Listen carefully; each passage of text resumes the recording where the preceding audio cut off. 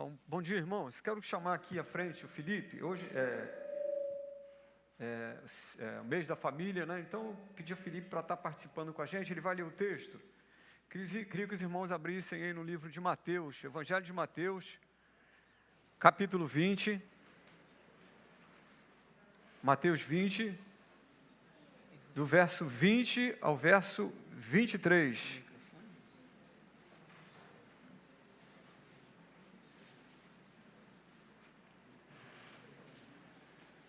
Então a mãe dos filhos de Zebedeu aproximou-se dele com seus filhos, prostrando-se e fazendo-lhe um pedido.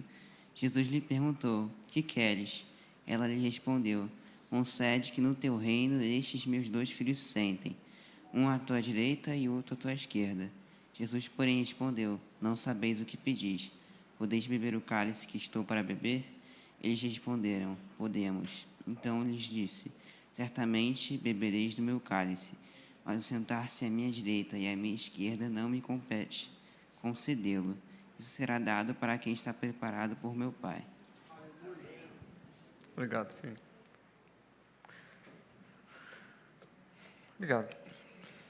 Então, meus irmãos, o pastor já orou por mim, eu orar aqui, mas ele já orou pelo pregador essa manhã.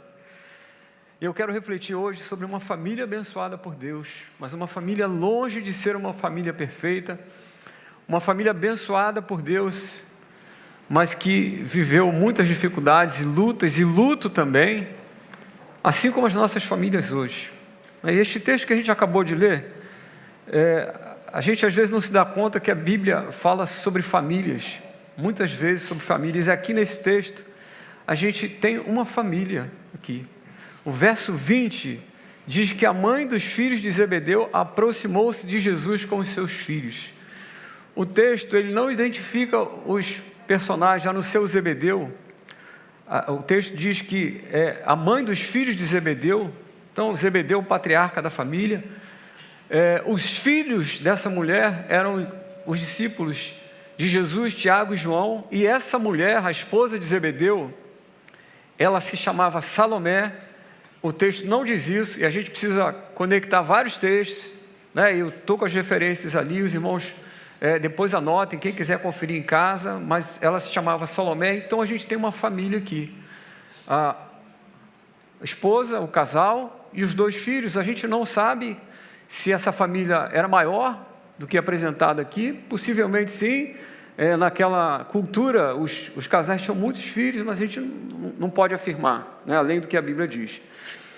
E Mateus, o Evangelho de Mateus diz que aquela mãe, juntamente com os filhos, se prostra diante de Jesus e faz um pedido. Ela queria que os seus filhos ocupassem um lugar de honra no reino de Jesus. Aquela mulher, assim como a nação de Israel e os discípulos de Jesus, eles tinham em mente um reino de Jesus, um reino terreno. Eles não pensavam no reino espiritual de Jesus, eles só pensavam no reino terreno. E o texto de Marcos, que é o texto paralelo, o texto que conta a mesma história que nós lemos aqui, ele diz ali no texto que foram os 2 discípulos de Jesus, João e Tiago, que fizeram esse pedido. Então, a gente juntando os textos, meus irmãos, a gente pode dizer que essa família inteira, não só a mãe, não dá para aliviar a barra de Tiago e João, que eram discípulos, não. Eles também fizeram esse pedido, a família toda. E Jesus diz para eles: olha, vocês não sabem o que vocês estão pedindo. Vocês estão dispostos a beber do cálice que eu vou beber?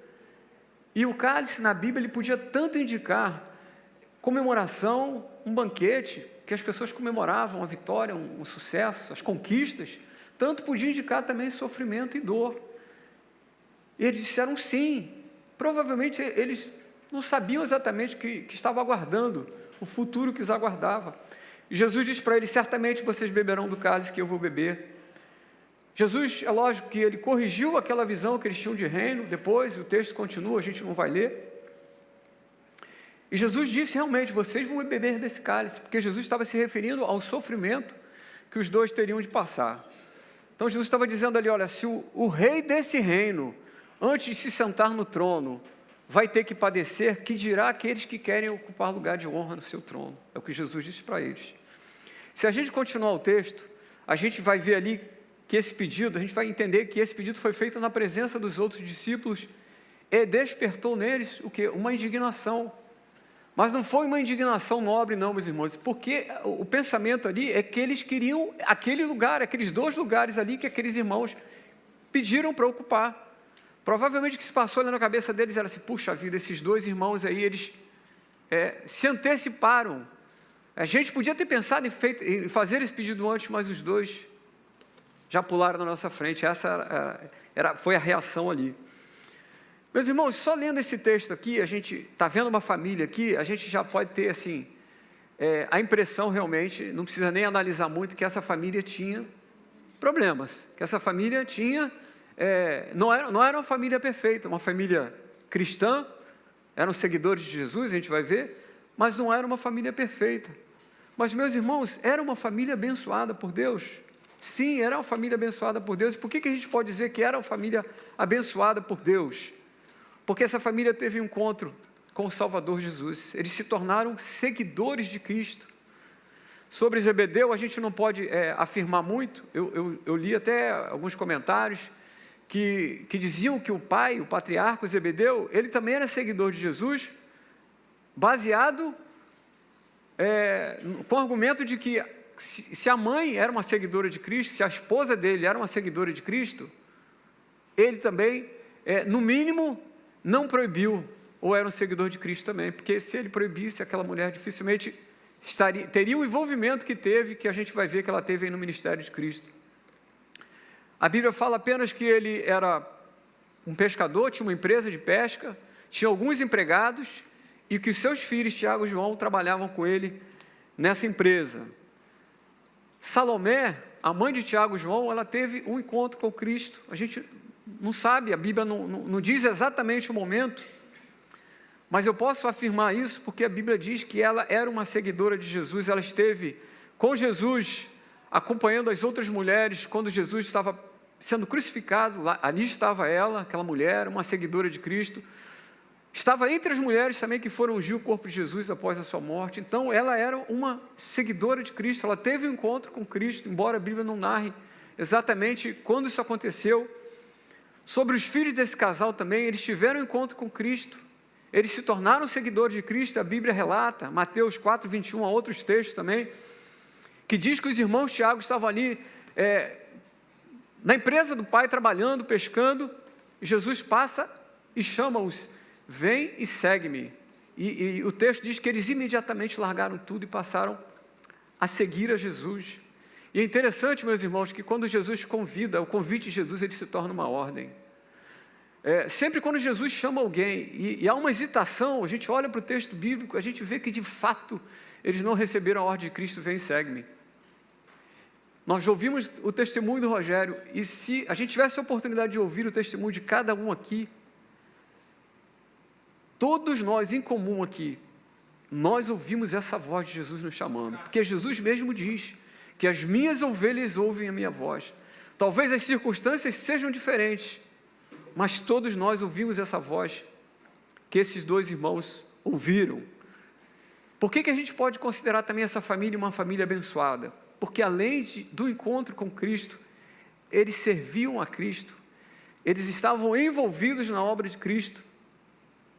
Alguns comentaristas aí chegam a dizer que, juntando os textos, realmente, meus irmãos, as diferenças estão ali, que havia um grupo ali de mulheres sustentando, até financeiramente, esse ministério de Jesus. E algum comentarista diz que, provavelmente, para Salomé ser uma dessas mulheres, ela teria que ter o quê? O apoio do seu esposo, os recursos do seu esposo naquela época, né?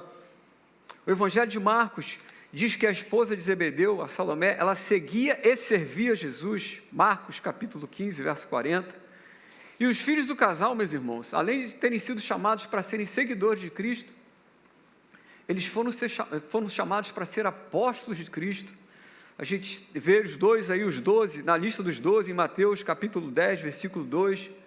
Tiago e João também, eles faziam parte do grupo mais íntimo de discípulos que caminhava com Jesus, além de Pedro.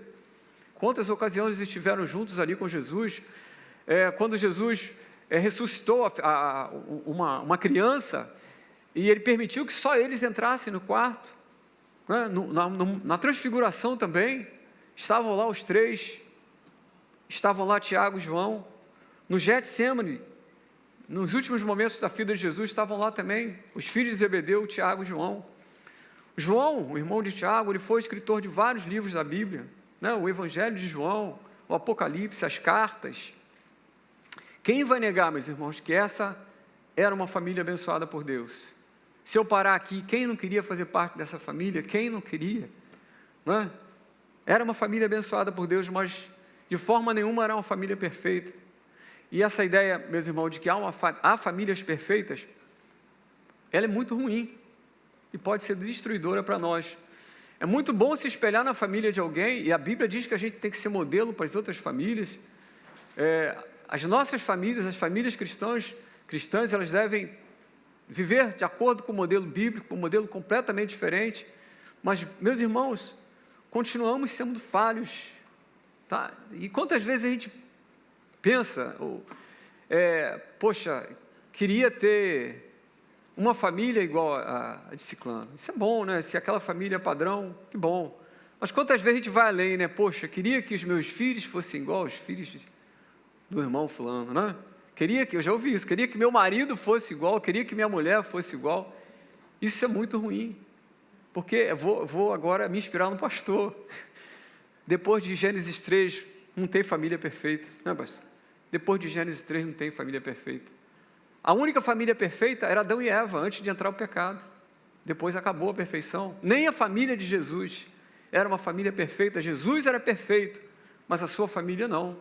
A sua família era incrédula. A família de Jesus, os irmãos, queriam interferir no seu ministério, quantas vezes quiseram até interná-lo como um homem louco. As orações também dessa família não estavam em sintonia com o reino de Deus, não estavam mesmo.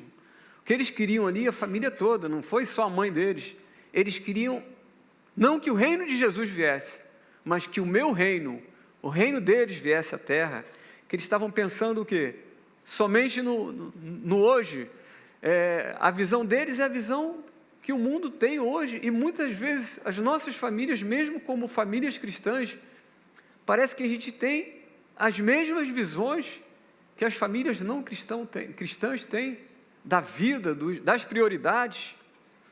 O temperamento também dos filhos, com certeza, dentro da família trouxe problemas de relacionamento. Jesus chega a dizer ali, Jesus faz uma lista dos 12, e ele diz, e ele vai chamando cada um, e às vezes por um outro nome, e quando chega nos 2 irmãos, ele diz que Jesus deu nome a eles de filhos de trovão. Por que será? Não? Eram pessoas de temperamento explosivo, difíceis. Então vocês imaginam, meus irmãos, essa combinação dentro de casa, dentro de uma casa cristã. Lógico que eles tiveram problemas.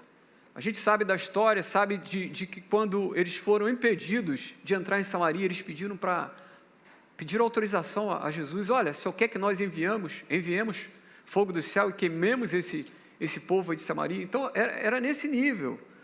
Né? As nossas imperfeições, meus irmãos, eu estou dizendo aqui que essa família não é perfeita, e as nossas imperfeições, as imperfeições das nossas famílias, elas não significam que a bênção de Deus está sobre nós, sobre as nossas famílias.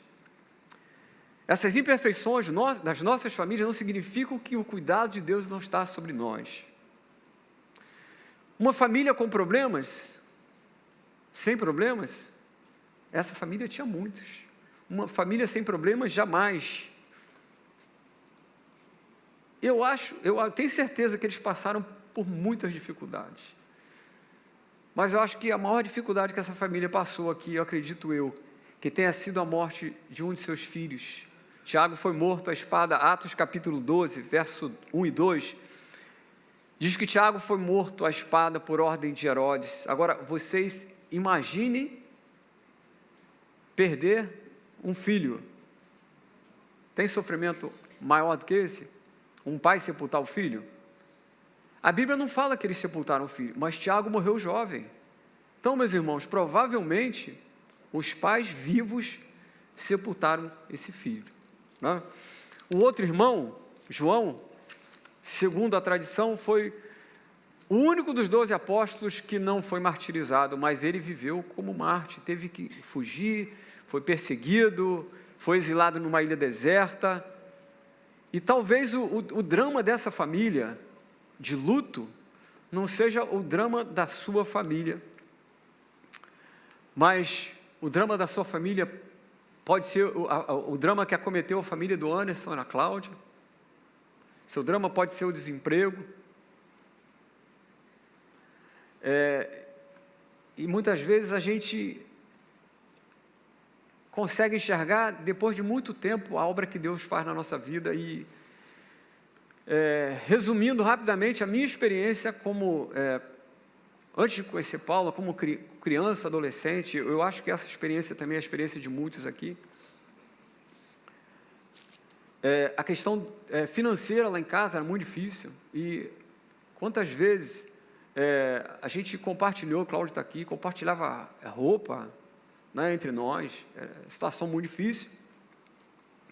Tênis era para tudo, né? Era para ir para uma festa, né, Cláudio? Para vir para a igreja, para ir para um casamento, para estudar, para jogar bola, assim, era muita dificuldade. Meus pais com 5 filhos.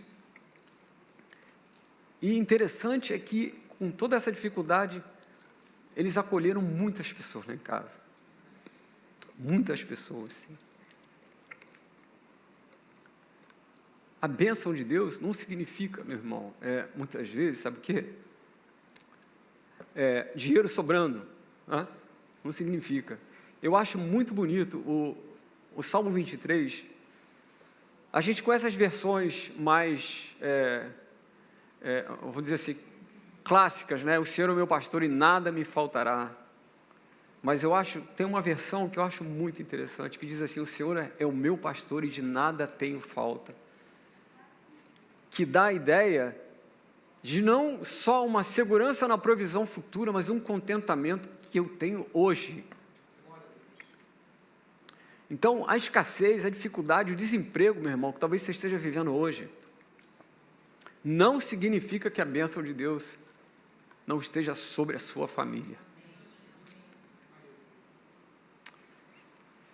Então, eu quero fazer as aplicações rapidamente. São 3 perguntas para a gente pensar. A sua família é abençoada por Deus? Olha, eu olho para famílias que têm tudo que alguém poderia olhar e de fora concluir: poxa, esse tem uma família, eles têm tudo, realmente têm tudo. Os filhos estudam nos colégios que quiserem, viajam para onde querem. Quando os filhos fazem 18 anos, está lá, o pai pode presentear com o carro, tem tudo, mas não tem nada se não tiverem Jesus. Tem tudo, meus irmãos, mas não tem nada, né? E muitas vezes uma família com dificuldade, e talvez você seja o único cristão da sua família, e às vezes problemas de relacionamentos também, não estou falando só da questão financeira, sejam muito difíceis, mas sabe que Deus pode começar uma obra através de você. Eu estava conversando com Tânia hoje, e aí Deus trouxe a família dela toda, a partir de Tânia, né, a partir de e a gente crê que isso vai acontecer na vida do Rogério também, né? Então, não deixe de orar pela sua família. Segunda pergunta, meus irmãos: qual o parâmetro que você usa para declarar que a sua família é abençoada por Deus? E essa pergunta está relacionada à pergunta anterior. Então, para alguns, ter uma família abençoada é isso: eu estou empregado, estou estável. E essa estabilidade que o homem procura, meus irmãos, não há nessa terra. Ontem estava conversando com meu cunhado sobre as mudanças na regra de aposentadoria e ir para a reserva. Eu fiz um concurso que a regra que estava valendo na época hoje é outra regra. Então, meus irmãos, nem a estabilidade de um emprego público, nem nisso a gente deve confiar. A nossa confiança deve estar no Senhor. Ele é soberano, Ele que cuida de nós, que cuida de mim. O que me sustenta não é a minha segurança no trabalho, é Deus quem cuida de nós, não é? O pastor pode falar muito melhor do que eu, mas eu tenho um irmão mais velho que vive do ministério. Eu tenho 2 irmãos pastores, um vive do ministério, e ele sempre disse que ia viver do ministério. Meu pai e minha mãe, lógico, preocupados com a situação. Eu posso falar, ele vai estar aqui domingo que vem, ele não gostava muito de estudar, né? Ele vai dizer isso, que ele não gostava muito de estudar. E, meus irmãos, hoje ele tem a casa dele, própria, abençoado, não falta nada, ele tem tudo. Ele pode dizer: o Senhor é o meu pastor e nada de nada tenho falta. A gente precisa alinhar os nossos valores com os valores do reino, meus irmãos. Então, às vezes, o que a gente quer para a vida da nossa família é a nossa vontade, e a nossa vontade como pais é boa. Qual pai que quer o mal do teu filho? Mas aquela mulher ali, da oração, a esposa de Zebedeu, ela achou que estava fazendo o melhor para os seus filhos. Logicamente, ela nem imaginava assim, as consequências do pedido que ela estava fazendo ali. E muitas vezes nós também temos essas ambições que não são as ambições de Deus para a nossa família, nem para os nossos filhos. Essa semana eu estava lá no culto de células e Viviane falou assim: Léo, pergunta a Bernardo o que ele quer ser. Eu lembrei disso. O que ele quer tocar? Quer tocar bateria ou violão? Eu falei, poxa, não dá para competir o violão com a bateria, uma criança do tamanho dele. Eu perguntei, Bernardo, o que você quer ser? O que você quer tocar, violão ou bateria? Ele falou assim, eu quero ser pastor.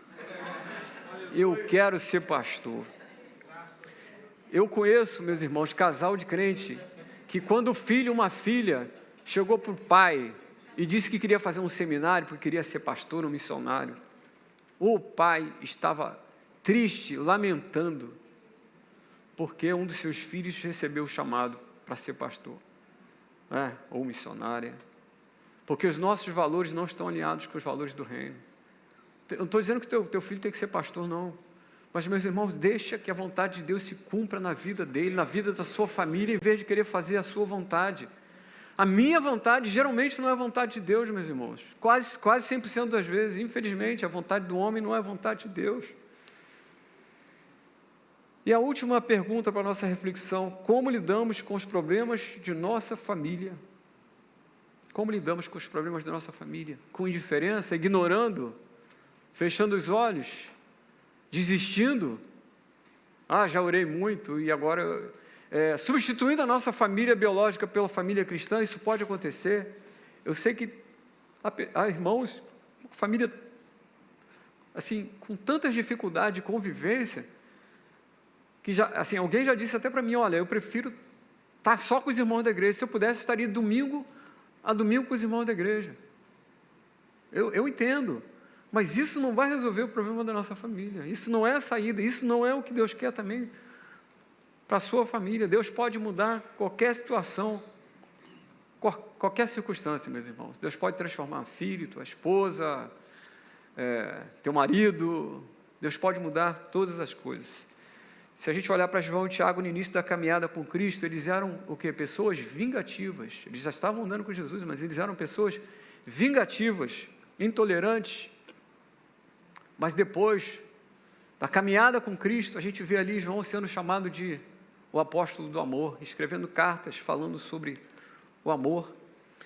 Lá em Atos 8, quando a igreja de Samaria começou a crescer, aquelas pessoas ali que ele queria queimar com fogo, ele, junto com Pedro, ali, liderança da igreja, foi enviado para tratar daqueles irmãos ali samaritanos que antes ele queria tocar fogo. Então Deus pode mudar qualquer circunstância, qualquer pessoa. Nossas famílias, meus irmãos, concluindo, elas passarão por dificuldades, mas a nossa certeza é que Deus está conosco. Se o Senhor é o Senhor da sua família, descanse em Deus, que o milagre vai acontecer em nome de Jesus, amém? Eu quero chamar aqui à frente, Leandro e Elisa, a família, não, Giovanni e Ana Paula. Paulo trocou aqui, me quebrou. Quero chamar Giovanni e Ana Paula. A gente vai fazer esse momento de oração pelas famílias, geralmente a gente tem feito antes, mas eu quero fazer agora nesse momento. Queria que a igreja ficasse de pé, e nesse momento, meu irmão, coloque o seu problema, coloque o problema da sua família, sua luta, sua dor, eu não sei qual é, coloque diante de Deus, e nós vamos orar como igreja, vamos interceder pela vida de vocês, pelas nossas famílias, né? Paulo, vocês dois, vem para cá, fica aqui. Nós te damos graças, Senhor, pela palavra ministrada aos nossos corações. Ai, Senhor, quantas famílias em luto nesse momento, Senhor, quantas famílias passando por tantas situações. E nós temos o privilégio de estar aqui como família do Senhor, te honrando, te glorificando, Deus, porque não queremos a família perfeita, Senhor. Nós queremos uma família comprometida com o Senhor. Nós queremos uma família sensível à Tua voz. Senhor, a nossa oração neste momento é para que o Senhor supra as nossas necessidades de Te ouvir, de estar perto do Senhor, de ser uma família em Ti. Deus, em nome de Jesus, agora visite cada membro de cada família aqui representado, Senhor.